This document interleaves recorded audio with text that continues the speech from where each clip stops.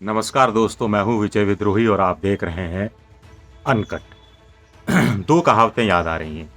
एक, जिसकी लाठी उसकी भैंस, आपने सुनी होगी। एक दूसरी कहावत है, घर में नहीं दाने अम्मा चली बुनाने। लेकिन कोरोना काल है, विपरीत काल है, तो इसमें इन कहावतों को थोड़ा पलट देते हैं, बदल देते हैं। जिसकी लाठी उसकी भैंस की जगह अगर हम कहें, जिसका टीका उसकी फोटो या जिसका पैसा उसकी फोटो, ये चलन देश में बढ़ रहा है। बात करेंगे इस पर।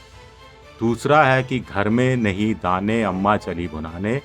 यहाँ टीकों की जो संख्या है और जितने टीके लग रहे हैं, तो इस कहावत को थोड़ा पलटा जा सकता है कि घर में दाने ही दाने अम्मा क्यों नहीं जा रही भुनाने। तो पहले बात करते हैं, जिसका टीका उसका पैसा। 45 साल से ऊपर के लोगों को जो टीका लग रहा है, उसका जो रजिस्ट्रेशन के बाद जो आपको टीका लगता है और सर्टिफिकेट मिलता है, सर्टिफिकेट में प्रधानमंत्री नरेंद्र मोदी की फ़ोटो होती है। केंद्र सरकार पैसा दे रहा है, इसके लिए टीकों की उपलब्धता भी वो निश्चित कराना है। लेकिन जो 18 से 44 साल आयु वर्ग है, उसके लिए राज्य सरकारों को खुद टीकों का भी जुगाड़ करना है और उसके लिए पैसे कहाँ से आएंगे, इसका जुगाड़ भी करना है। तो छत्तीसगढ़ की सरकार ने कहा है कि जब राज्यों को ही करना है, तो फिर सर्टिफिकेट पर प्रधानमंत्री की तस्वीर क्यों लगाए, फ़ोटो क्यों लगाए, पिक, आजकल सोशल मीडिया में पिक हम लोग कह देते हैं कि पिक क्यों लगाएं, उसमें तो मुख्यमंत्री भूपेश बघेल की पिक लगनी चाहिए। अच्छा आइडिया है साहब। जो जीतन राम मांझी है, जो बिहार में नीतीश कुमार के साथ थे, अभी भी उनकी पार्टी के साथ हैं और वो मुख्यमंत्री भी थे, उनका भी ये कहना है कि या तो प्रधानमंत्री की पिक लगनी चाहिए या फिर मुख्यमंत्री की पिक लगनी चाहिए। छत्तीसगढ़ के एक स्थानीय नेता हैं, उनका ये कहना है कि साहब ये तो प्रधानमंत्री का आइडिया था 18 से 44 को टीका लगाने का, इसलिए पीएम की पिक लगनी चाहिए। दूसरा तर्क वो दे रहे हैं कि प्रधानमंत्री की पिक नहीं लगेगी, तो जो ये सर्टिफिकेट है, इसको अंतर्राष्ट्रीय मान्यता फिर कैसे मिलेगी? वाजिब सवाल है।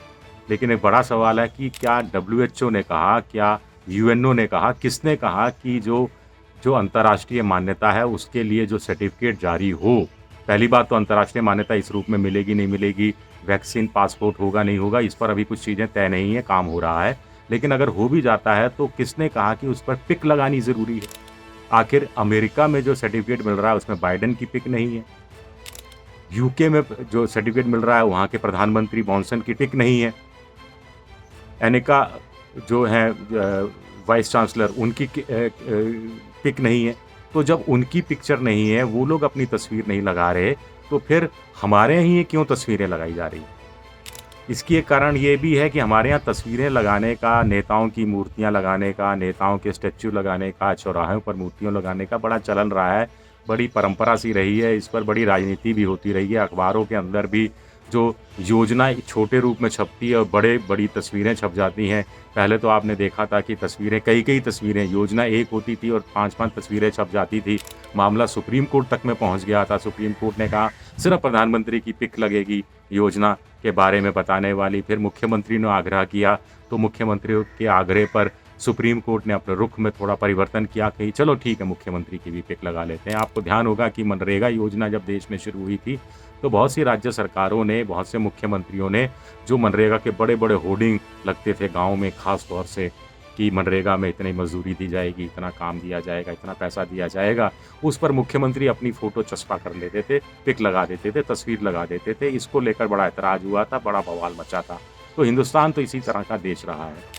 एक दूसरा सवाल ये उठ रहा है कि छत्तीसगढ़ हो सकता है देश का पहला राज्य है जहाँ पर कोरोना के सर्टिफिकेट पर 2-2 तरह की अलग-अलग पिक्चर दिखाई देगी। तो कुछ लोग कह रहे हैं कि जिस देश के अंदर कोरोना के एक वैक्सीन की 2 कीमत, 3 कीमत हो सकती है, तो उस देश में कोरोना के सर्टिफिकेट पर 1 पिक, 2 पिक क्यों नहीं हो सकती? ये भी अपनी तरफ से सवाल उठाने की कोशिश कुछ लोग कर रहे हैं। दूसरी कहावत है कि घर में है दाने अम्मा नहीं जा रही बुनाने।